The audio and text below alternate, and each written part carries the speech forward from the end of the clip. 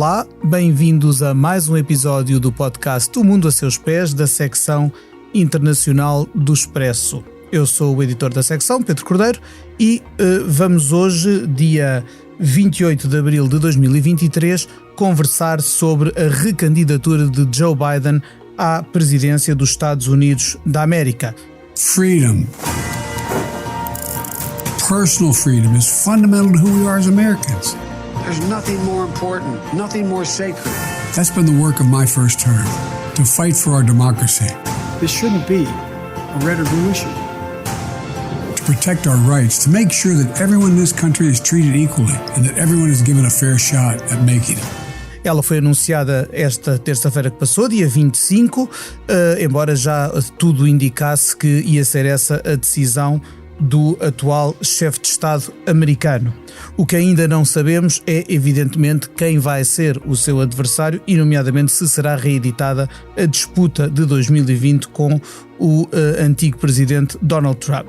Ela foi anunciada esta terça-feira que passou, dia 25, embora já tudo indicasse que ia ser essa a decisão do atual chefe de Estado americano. O que ainda não sabemos é, evidentemente, quem vai ser o seu adversário e, nomeadamente, se será reeditada a disputa de 2020 com o antigo presidente Donald Trump. Para me ajudar a compreender o que está em causa, são meus convidados neste episódio do podcast a Ana Santos Pinto, professora da Universidade Nova de Lisboa em Relações Internacionais e diretora do IPRI, Instituto Português de Relações Internacionais. Olá, Ana. Olá. E o Ricardo Lourenço, que é o correspondente do Expresso nos Estados Unidos e que é de lá que participa neste podcast. Olá, Ricardo. Ora, a edição técnica deste episódio está entregue ao João Martins, que assegurará que todos o possam ouvir com a melhor das qualidades. Sem mais, vamos entrar no que aqui nos traz, que é de facto a recandidatura de Joe Biden. O Expresso faz 50 anos. Celebre connosco e torne-se assinante em expresso.pt.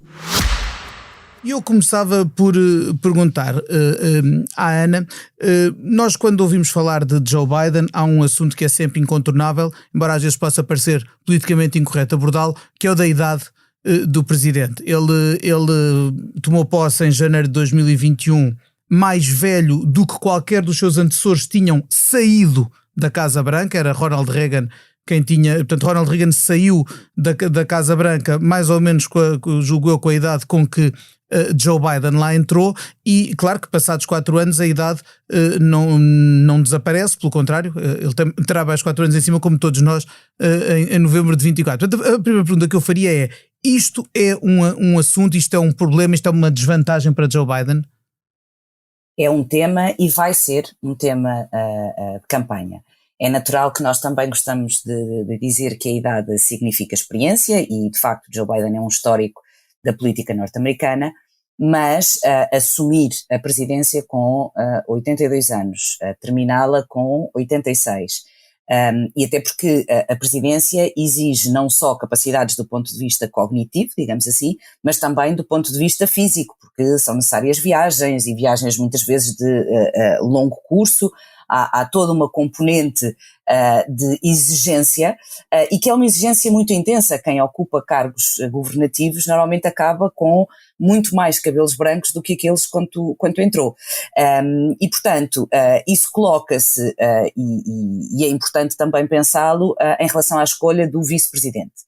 Ou seja, como é que a candidatura de Joe Biden vai gerir esta questão da idade, e eu não tenho dúvida nenhuma que a campanha republicana, independentemente que seja o líder, mas antecipando Donald Trump ou DeSantis, o vão usar até à exaustão, até porque já usaram e têm usado ao longo do executivo e do mandato de Joe Biden, portanto isso certamente será um tema.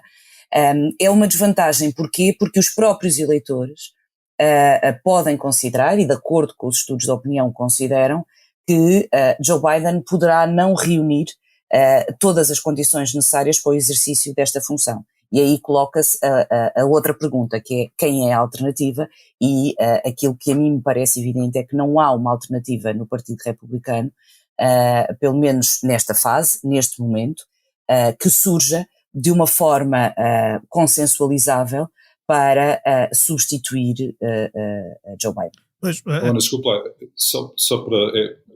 Força, Ricardo. O que acabou de dizer. Ainda ontem, a Nikki Haley, que é uma candidata, que é já anunciada, candidata republicana, focou na idade e disse imediatamente que, provavelmente, disse isto, um voto em Biden é um voto em Harris, porque provavelmente Joe Biden não chegará ao fim do seu segundo mandato. He will not make it. Ou seja, é muito agressivo. Esse argumento é usado até de forma muito agressiva. Ela o que está a dizer é que o Joe Biden, se for reeleito, não vai conseguir cumprir o segundo mandato. Seja como for, essa questão da idade, é óbvio que ele, no lançamento da sua campanha, ele fugiu desse assunto, que é obviamente a questão principal do lado do republicano. Eu achei muito interessante ele tentar penetrar no eleitorado conservador. Se vocês ouvirem os 3 minutos do vídeo, há uma mensagem central, que é a questão da liberdade e da liberdade individual. Ele está a tentar alargar o eleitorado, que é uma coisa que o Trump tem muita dificuldade. O Trump está a diminuir o eleitorado republicano. Tem o eleitorado MAGA, são os tais 30%, não é? Que votam nele, seja lá por onde der, mas é só. Aliás, ontem foi muito interessante. Na mesma altura em que o Mike Pence estava a depor perante um grande júri em Washington, esteve desde as 9 da manhã até às 16 da tarde a depor, estamos a falar da questão da invasão do Capitólio. Da invasão do Capitólio por apoiantes. Estamos a falar de tentativa de sedição, traição. É a imagem de abertura do vídeo de Joe Biden, precisamente. Exatamente. Portanto, ao mesmo tempo que o Mike Pence estava a depor das 9 da manhã às 4 da tarde, o Donald Trump estava numa ação de campanha em New Hampshire. E já ao final da tarde entrou naqueles diners, aqueles restaurantes mais típicos, não é? E à entrada desse mesmo diner dizia, perguntaram sobre o Mike Pence, o que é que ele pensava de estar a depor, e ele dizia, claro, não devia lá estar, que é um traidor, e assim. Dentro desse diner encontrou várias pessoas, todos eles muito magra, e abraçou uma senhora com especial cuidado. Foi uma senhora que passou 6 meses na prisão, participou na invasão do Capitólio. Abraçou-a, disse-lhe que era uma grande mulher, apresentou-a como uma grande mulher, autografou a mochila dela. Essa mesma mulher, quando saiu do diner, também também lhe perguntaram sobre o Mike Pence. Ela disse que o Mike Pence devia ser executado. Portanto, isto é a base do eleitorado Trump. Que eles aparecem nos comícios, fazem comícios muito coloridos, com muito mais gente do que os comícios do Biden, de longe. Aliás, dizia-me um dos porta-vozes da Casa Branca dizia-me no outro dia o seguinte: nós não precisamos de pessoas a aparecer nos comícios, precisamos de pessoas para aparecer para votar. E portanto a questão é muito interessante ver este ponto, que é o Trump double down, que é insiste, MAGA, e o Biden tenta expandir a base do eleitorado. É por isso que eu achei que a história isto é uma luta pela nossa democracia.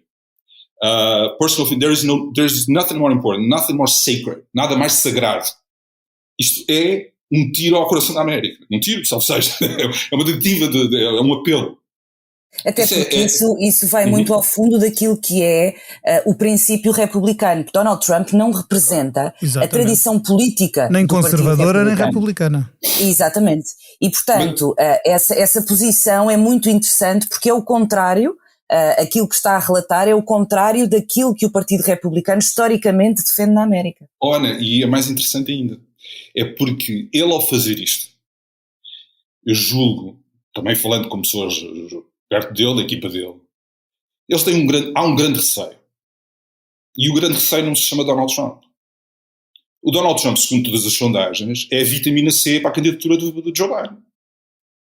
Porque I'm not that guy. Vote for me, I'm not that guy. O grande problema do Joe Biden, da candidatura do Joe Biden, é caso apareça um candidato ao estilo do Reagan, conservadorismo típico, não é?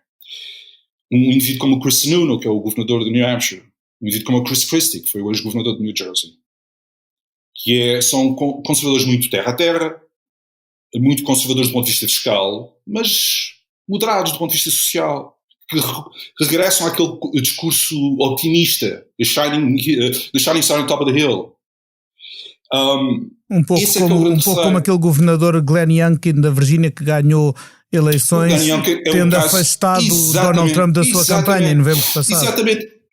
Pedro, tocas em um ponto fundamental. Eu tenho quase certeza absoluta que um dos grandes, se não mesmo o grande assunto da campanha no próximo ano, mas aliás estamos a 1 ano e meio, portanto por agora ainda, mas quando a coisa começar a aquecer, vai ser a questão, a reboque da questão da guerra cultural, vai ser a questão da educação, o ambiente nas escolas. Há uma luta fratricida nesse campo. Porque tens do lado da extrema-esquerda e do lado da extrema-direita, eles dominam o debate. Boicotam os livros ali, censuram aqui, pronto. E o centrão, à direita e à esquerda, o centrão mesmo, está a começar a ficar um bocado farto, porque percebe que está a perder alguma da sua autoridade, nomeadamente na educação dos seus filhos. Isto é uma coisa que está a ser explorada pela extrema-direita, pelo tal MAGA, não é?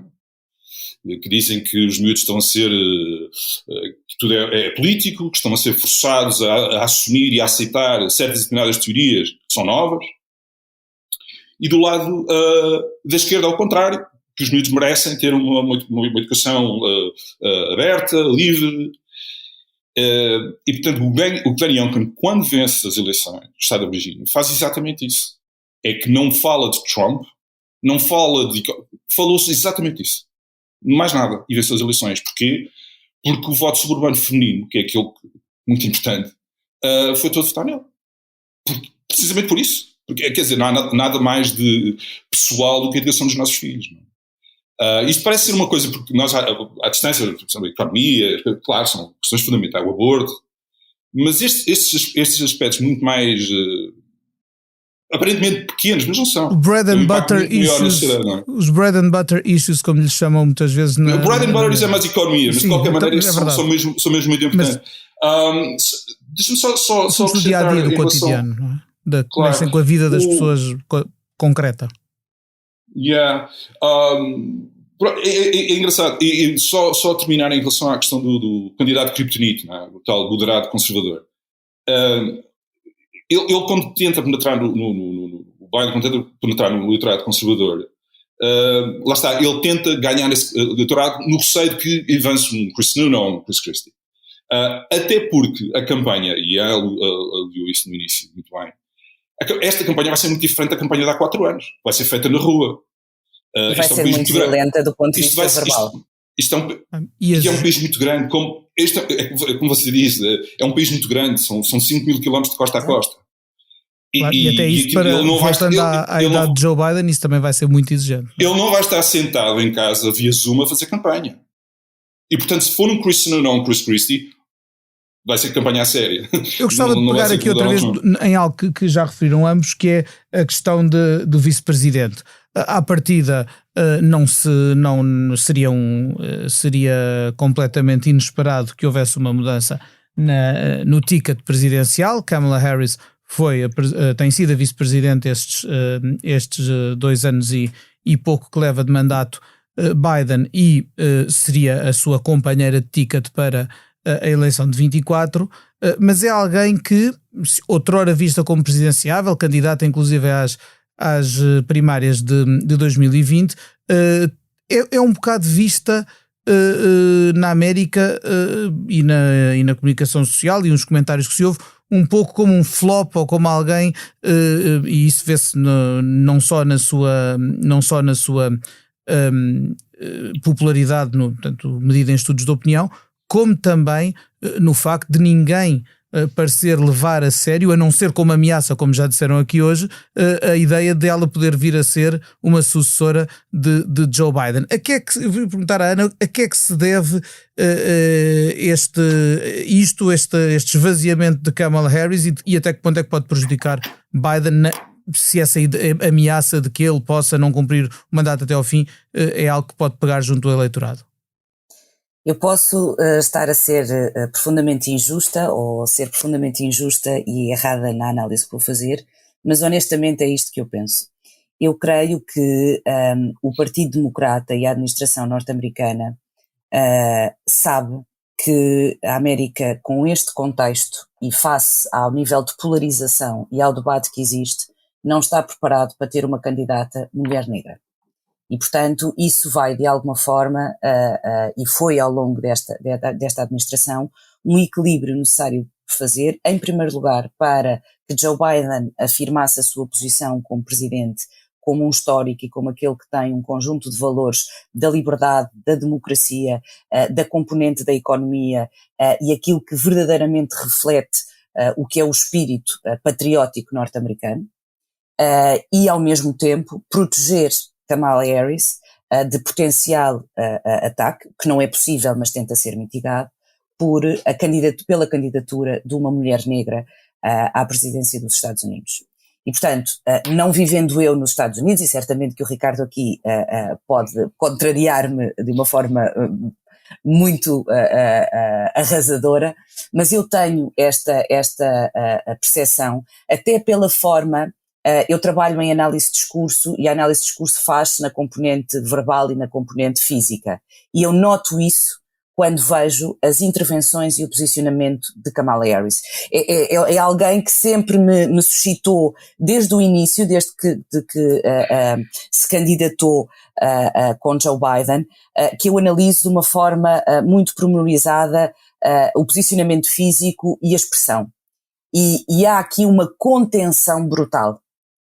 E que eu encontro esta, mas Ricardo, por favor, contradiga-me. Não, perfeito. Há dois aspectos muito interessantes no interior da Casa Branca. A equipa de Joe Biden tem um cuidado enorme com a sua agenda. Por exemplo, vocês terem uma ideia, com o Trump, eu não quero usar a palavra bandalheira, mas é que me ocorre, porque eles normalmente lançam as agendas semanalmente, não é? E com Trump era uma coisa, não se percebia muito bem. Vamos dizer caótica. Sim, mas isso beneficiava os jornalistas. Não me queixo nada. No tempo Obama era exatamente o contrário, era uma disciplina incrível. Sabíamos perfeitamente o que é que ia acontecer. Com Joe Biden, não. Com Joe Biden existe o seguinte, é propositado o esforço para não anunciar nada. É tudo feito quando se tem a certeza absoluta que ele está disponível e tem capacidade para ir a um evento, para fazer... Existe uma proteção enorme dada ao presidente. Está a personalidade aqui, mais uma vez. Não? Na equipa da Kamala Harris, queixam-se de alguma falta de comunicação das duas alas. Não sei, aquela série o VIP, eu às vezes lembro-me um pouco, porque assim, faz-me lembrar um bocadinho, não é? A tal falta de comunicação entre as duas equipas. E isso reporta houve um pecado original, vamos falar assim. Parece. Que é, ela quando chega ao poder, com o Joe Biden, ele entrega o pelouro da imigração. É uma batata quente. Não é? Se há batata quente nos Estados Unidos é a questão da imigração. Na altura disseram, isto é para empoderar, é para lhe dar poder, ela vai ser reforçada. Pelo contrário. Pronto, a questão é que logo na primeira viagem que ela fez à América Central, de onde vem a maioria dos imigrantes, deslocou-se até lá, as pessoas aplaudiram, disseram assim, temos que ir à raiz do problema. Só que depois, no regresso, devia ter parado na fronteira, portanto, americana, teria de visitar onde está o problema, não é? E não fez, e foi imensamente criticada. Quando finalmente deu uma entrevista para justificar porque é que não tinha ido onde está o problema, virou-se para o tipo de, acho que era o CBS, e disse, mas as pessoas estão chateadas porque eu não fui à fronteira. Eu ainda não fui a Paris. Ou seja, há uma desconexão aqui, as pessoas não perceberam muito bem o que é que ela queria dizer com aquilo, e interpretaram aquilo como um profundo desfazamento. Uhum. A partir daí, o capital político dela não deixou de desvalorizar.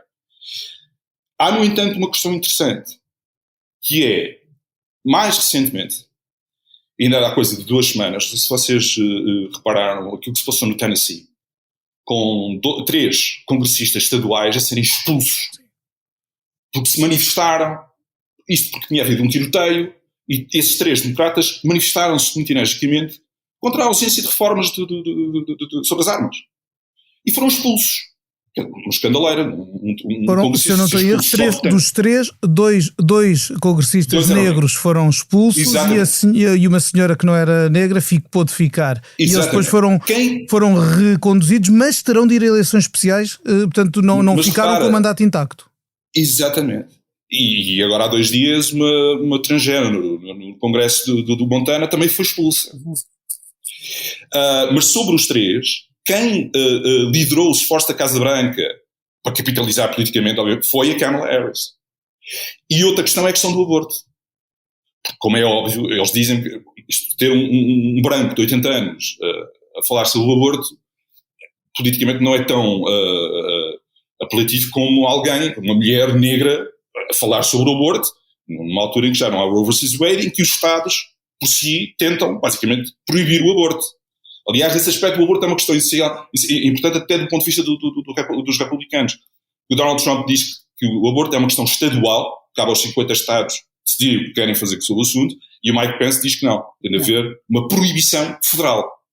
Porque o Mike Pence é muito mais ideológico nessa matéria do que Trump alguma vez seria. Como é evidente. E, portanto, o facto de terem dado estes pelouros à Kamala Harris pode ser um sinal de que as pessoas estão a virar e tentar com que ela ganhe algum capital político.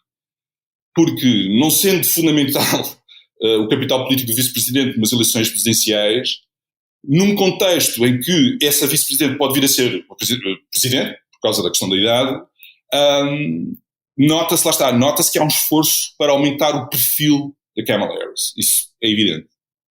Gostaria de vos perguntar também em relação a Joe Biden, recentrando agora no presidente recandidato a nossa conversa, para lá de eu não sou o Trump ou eu estou a defender a liberdade e a democracia, que serão argumentos fortes, sobretudo se o adversário for mesmo Donald Trump, eu gostava de perguntar-vos quais são as mais-valias, ou seja, que trunfos, com que argumentos do mandato em curso é que Joe Biden poderá apresentar-se aos americanos? Bom, eu creio que há um argumento do ponto de vista económico e que diz respeito à questão do desemprego versus a questão da inflação. E agora, eu não sei até que ponto é que esse argumento reconhece a realidade no dia-a-dia dos norte-americanos. Porque isto, nós termos indicadores macroeconómicos muito bons, não significa que depois as pessoas no seu dia-a-dia possam ter um resultado desses indicadores. Isto obviamente não é exclusivo aos Estados Unidos, mas que faz parte do discurso de campanha. Onde é que eu acho que pode ter aqui uma dimensão mais importante é na questão dos apoios sociais, da dimensão da classe média no que diz respeito ao sistema educativo, conforme o Ricardo dizia há pouco, e naquilo que diz respeito também à componente dos impostos e da taxação. E aí Joe Biden tem, mais uma vez, eu acho que a campanha vai ser muito marcada pelo processo de Donald Trump, pela forma como os republicanos se posicionarem e como Donald Trump catapultar essa imagem, ou o próprio partido. Eu devo dizer que vejo muito difícil, pela forma como Donald Trump foi construindo no Partido Republicano um conjunto de figuras e uma estrutura muito centrada naquilo que é o seu projeto. Vejo muito difícil o tal candidato kryptonite, ou seja, alguém que venha a aparecer como um rasgo, porque provavelmente aqueles que são as figuras republicanas que têm sobrevivido ao longo deste tempo impedem que isso aconteça. Seria uma reviravolta importante para o Partido Republicano, mas se ela não aconteceu ao longo destes últimos 6 anos, no próximo ano e meio, para preparar uma campanha, para fazer um percurso sólido, era surpreendente, não vou dizer que é impossível, nada é impossível, obviamente, mas seria surpreendente até pelas indicações, pelos indicadores, quer dizer, quando nós olhamos para o candidato que aparece como segundo, que é, na verdade, DeSantis não é mais do que uma réplica moldada, digamos assim, ou adaptada de Donald Trump. Eu vejo de facto essa candidatura difícil. Os trunfos de Joe Biden têm uma componente internacional, e eu não sei até que ponto é que o eleitorado norte-americano é permeável a isto, porque nós discutimos fora, mas nós não elegemos o presidente dos Estados Unidos. O presidente dos Estados Unidos é eleito pela política interna, por aquilo que faça do ponto de vista, em particular da classe média, pela questão das desigualdades absolutamente estruturais e as divisões entre vários grupos e movimentos sociais, não pela questão da política externa, da Aliança Atlântica ou da relação com a China. E, portanto, eu diria que a componente das liberdades individuais, e as liberdades individuais na sua versão mais abrangente, desde a educação à questão da interrupção voluntária da gravidez, à questão do aparelho jurídico, à forma como se tem interpretado a presença do Estado, eu acho que é por aí que Joe Biden pode fazer valer. Pegando o que a Ana acaba de dizer, quer dizer, Kiev foi novamente bombardeada hoje, não é? Elas falam em crimes de guerra. Eu posso-vos garantir que os noticiários aqui da manhã pouco falaram disso. Mas falaram do facto do PIB ter crescido apenas 1,1% no primeiro trimestre. E o facto dos preços da gasolina estarem a subir outra vez. E da inflação não deixar as bolsas quietas, porque as pessoas continuam a pagar imenso pelo consumo que vão à mercearia. Sem dúvida. A questão infelizmente. Aliás, quando a guerra começou, foi muito interessante, porque, pronto, não sei se aí houve o mesmo tipo de manifestação, as pessoas punham as bandeirinhas da Ucrânia nos carros e circulavam com as bandeirinhas, e havia, obviamente, uma revolta. Isso acabou, já não, infelizmente, não tem um impacto. Eu acho que aí Portugal e o resto da Europa está muito mais exposta à política internacional e debate muito mais a política internacional do que os americanos. Bom, em campanhas eleitorais, honestamente, tenho dúvidas que debatamos mais a política internacional. Agora sobre a questão de... É engraçado, porque o Joe Biden, do ponto de vista legislativo, aprovou imensas coisas. O pacote das infraestruturas é histórico na política norte-americana. O pacote de infraestruturas é histórico. Os ambientalistas vieram dar os parabéns ao Donald Trump, ao Joe Biden, quando, a propósito da aprovação do Inflation Act, ele junta o pacote de combate às alterações climáticas, são quase 500 mil milhões de dólares. Não há nada assim parecido passado que tenha ocorrido. E isto aqui é muito interessante. O perdão parcial da dívida do estudantil, que ainda está na justiça para ser ou não ser aprovada, seja como for, aprovou. Sim, mas esse ainda vai ser difícil de avançar. Claro, mas repara, o que é interessante é que estamos a falar de ambiente e eventual perdão da dívida estudantil. Quando olhamos para isto e depois olhamos para o problema 1829, o problema 1829 é o eleitorado democrata com idades compreendidas dos 18 e os 29 anos, apenas 30% aprova a administração Biden e diz que irá votar nele. Ora, o ambiente e a educação são precisamente dois dos assuntos que eles mais priorizam. No entanto, mesmo assim, eles não apoiam este seu presidente. Estamos a falar de democratas, não é?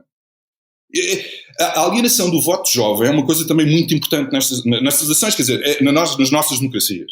Eu recordo, por exemplo, na noite eleitoral de 2016, quando o mundo estava em choque com a eleição de Donald Trump, eu estava cá embaixo na Trump Tower e vi uns miúdos que desciam de Central Park cá para baixo, desciam para isso se manifestar em frente à Trump Tower com cartazes: "He's not my president", ele não é o meu presidente. Era muita gente. E eu, obviamente, fiz reportagens para falar com eles. Eu disse, mas votou, imagino, tenho votado Hillary Clinton. Não votei. Não votei. A maior parte deles não tinha votado. Mas estavam ali a manifestar-se contra aquilo que eles diziam não ser o seu presidente. Portanto, esta alienação, ou seja... Mas isso não é, assim, essa alienação não é exclusiva dos Estados Unidos, é aliás um comportamento de distanciamento no modo de participação política, não é? E seja como for, é muito interessante ver essa contradição. Num contexto em que essa alienação, que não é um exclusivo americano, como é evidente, mas existe num contexto em que o Presidente, o Poder Executivo, aprovou uma série de medidas que aparentemente poderiam ser simpáticas para aqueles que não querem votar. Esta aparente contradição é uma coisa fascinante. Não sei como é que ele irá resolver, até porque uma das bases do eleitorado democrata é o voto jovem. Portanto, essa é outra questão que eu gostaria de ver como é que ele irá resolver. Agora, em relação à questão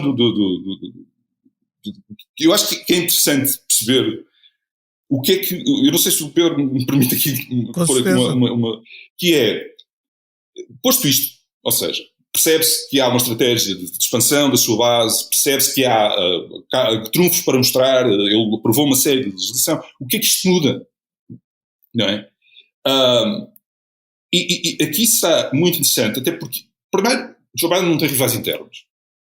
O que nós vamos assistir até ao final do ano, e até depois disso, é o que eles chamam aqui o Rose Garden Campaign, que é, ele vai aparecer naquele jardim à volta de Sala Oval, ao lado de líderes nacionais e internacionais, e tudo o que ele disser, mesmo que seja uma questão discutível, será, obviamente, sempre vista como campanha.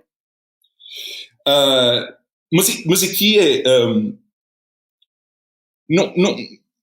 como é que ele irá lidar com um candidato que, por um lado, provavelmente irá vencer as primárias, por outro, tem problemas com a justiça? Aliás, sobre esse aspecto é uma coisa extraordinária. O turbilhão noticioso é tal que nós tivemos ontem uma senhora a descrever uma violação, uma alegada violação do Donald Trump em tribunal, e aquilo não foi nem primeira nem segunda, terceira notícia. Nesse mesmo dia, lá está, tínhamos o Mike Pence a depor em tribunal, tínhamos uma senhora a falar de uma alegada violação. Eu sinceramente não sei como é que o Joe Biden irá lidar com um candidato nestas circunstâncias. Seja como for, eu continuo a acreditar que, e toda a gente me diz o mesmo, se for Donald Trump, e a questão do candidato Kryptonite, é que se for Donald Trump, quer dizer, todas as sondagens indicam que será não diria um passeio no parque, mas não acho nada que seja um passeio. É muito favorito. Eu não acho que seja um passeio no parque, até porque o nível de polarização que já aconteceu na campanha anterior, e os grupos mais vocais no espaço público são aqueles que têm uma posição mais extrema. E daí falava há pouco da senhora que defendia a execução de Joe Biden, mas nós vemos que o que aparece do ponto de vista internacional, e certamente também nas televisões estaduais, locais, é uma presença muito significativa daqueles que têm uma posição mais extrema, como os apoiantes de Donald Trump, por oposição àquela maioria silenciosa que não aparece, não vota, etc. Mas isto revela um problema que eu acho que é muito estrutural neste momento da sociedade norte-americana, que é uma série de divisões que não comunicam entre si. E a dimensão da comunicação política não está vocacionada, por exemplo, para a faixa dos mais jovens. E daí ter 30% apenas daquela faixa dos 19 aos 30, que se reconhecem num determinado posicionamento político.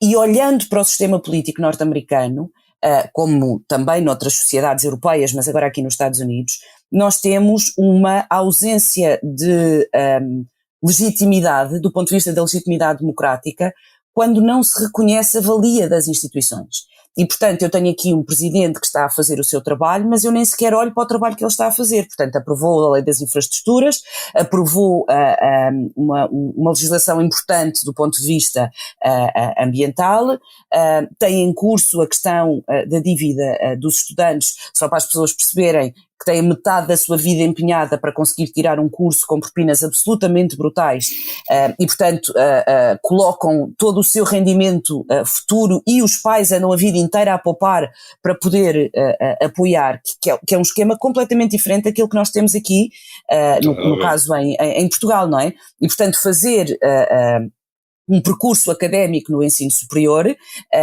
exige ou uma família rica ou uma dívida para o resto da vida e, portanto, tudo isso são questões que não passam e há aqui esse problema de comunicação e um problema de reconhecimento daquilo que é a atividade política. Tem falado aqui... Sim, diz Ricardo. Só um pequeno pormenor. Há outro aspecto, é que o poder, as pessoas olham para o poder muito do ponto de vista local. Lá está, é um país com 5.000 km de costa a costa. Eu acho interessante, por exemplo, aos sábados, os vereadores e não sei o quê, montam umas bancas nos centros comerciais e esperam que as pessoas venham debater os assuntos. E são coisas muito concretas. Às vezes são coisas como buracos na estrada. O americano está programado para se preocupar com o que se passa localmente. Aliás, isso é uma coisa, julgo eu, até benéfica, não é? Mas depois também lá está, mas depois cria aquela animosidade em relação ao poder central. Porque como eles se preocupam muito com o poder local, quando o poder central não lhes facilita certas determinadas coisas, quando eles veem coisas como, por exemplo, corrupção, não é? Eles tendem, lá está, a fechar-se ainda mais de forma local e a olharem para Washington em si como um inimigo. Aliás, quer dizer, é muito vulgar ver estes candidatos dizerem sempre eu vou para Washington reformar isto e reformar aquilo. O Trump usou o drain the swamp. Não é? A questão, viajando pelo país, percebe-se isso de uma forma muito simples. Quer dizer, a questão das armas, no interior dos Estados Unidos, a questão das armas é muito simples e é muito prática. Há pessoas que vivem em localidades onde a esquadra da polícia mais próxima é a 100 km. E, portanto, tem de se defender. Ou seja, a questão da localidade, do poder local, é muito mais importante para um americano do que a questão do poder central. Portanto, mas que mina a legitimidade e a autoridade do poder federal, que é aquele que está mas que mina aquilo que é a legitimidade e a autoridade do poder federal, do qual o presidente é, obviamente, o representante máximo. Pode, exatamente. Agora eu queria ir a algo que já aqui abordaram, que é a questão do adversário, dos potenciais adversários de Biden. Trump será o adversário desejável, ou seja, aquele que torna mais fácil uma vitória de Joe Biden? Pergunto. Porque parece-me que ambos estão de acordo que o mais provável é que seja Trump. A minha pergunta é se ele é o mais desejável para Joe Biden. Eu quer dizer, do princípio democrático nós não selecionamos candidatos desta lógica do mais desejável. Acho que aquilo que... Sim, eu estava a perguntar-me se era aquele que torna mais fácil, seria o mais apetecível para Biden. Não sei, honestamente não sei, porque a forma como Trump tem padronizado o seu comportamento e o seu discurso descredibiliza em absoluto o sistema político e o funcionamento institucional. E isso não é benéfico para ninguém, muito menos para um presidente de um Estado federado. E, portanto, a forma como, se Trump for de facto o candidato norte-americano, e por isso é que eu dizia que DeSantis é uma adaptação, mas se Trump for o candidato, aquilo que nós temos assistido enquanto padrão de comportamento é uma completa descredibilização do regime político e do funcionamento das instituições, do ponto de vista do aparelho judicial, como do ponto de vista do executivo e do legislativo. Significa isto que o candidato opositor, aquele que se apresenta a presidente, a potencial presidente, está numa lógica de desconstrução e de caos, que é o oposto àquilo que Joe Biden representa. Mas isso é o que o Steve Bannon nos disse numa entrevista de há uns anos, que é a desconstrução do Estado administrativo. Claro. Não estamos a falar de uma hipótese. Quer dizer... E não se fala, Ricardo, desculpe, não se fala a mesma língua. São dois candidatos que estão a falar duas línguas completamente diferentes. Isso é uma evidência hoje. Quando em julho de 2015 ele desce as escadas lá em Trump Tower e faz aquele discurso contra os mexicanos e não sei o quê. Não sei se vocês se recordam. Primeiro as pessoas na altura diziam que o Donald Trump não tinha hipótese nenhuma de vencer as eleições.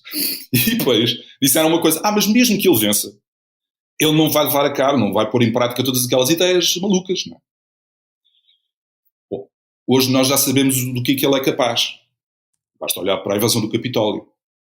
Que não podemos dizer que ele é o ideólogo, ele foi o arquiteto, mas há indícios que apontam para tal. Aliás, ele e o Steve Bannon estavam num hotel lá, muito perto do Capitólio, com o seu advogado pessoal, a comunicar com os tipos do Oath Keepers e dos Proud Boys.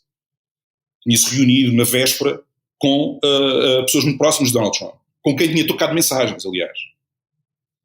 Portanto, nós já percebemos que a desconstrução do Estado administrativo não é uma ideia assim atirada para o ar, é provavelmente aquilo que ele quer fazer. Aliás, é por isso é que ele vem dizer, nestes inícios que já incitou, que ele diz coisas como a justiça sou eu.